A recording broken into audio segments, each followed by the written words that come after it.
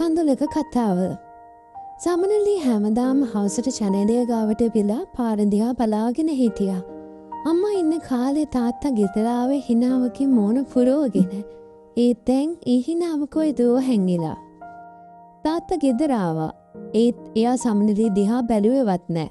සපත්තු දෙක ගලවලා කෙලින්ම කාමරයට ගියා. සමනලීගේ හිතට දැනුනේ ලොකු තනිකම.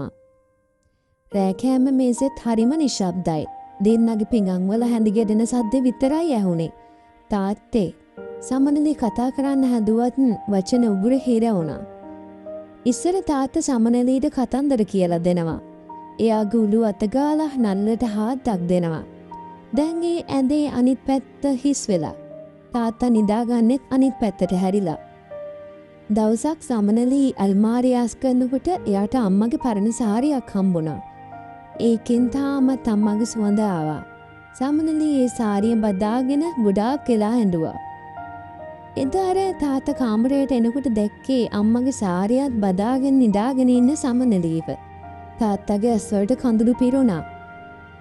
එයා හැමින් ඇවිත් සමනලීගේ ඇඳ ඉස්සරහින් දන ගහගත්තා. එයාට තේරුණා එයාගේ දුක විතරක් නෙවෙයි මේ පුංචි හිතත් කොච්චර දුක් විඳිනවද කියලා. මට සමා වෙන්න දුවේ. තාත්තා හරිම හැමින් මිමුණුවා. මං ඔයාව තනි කෙරුවා. ඒ වචන සමනලීට ඇහුන්නේ නැහැ. ඒ කඳුළු බින්දුවක් එයාගේ අත උඩට වැටුණා. සමනලී හීන් වගේ ඇස්සරියා.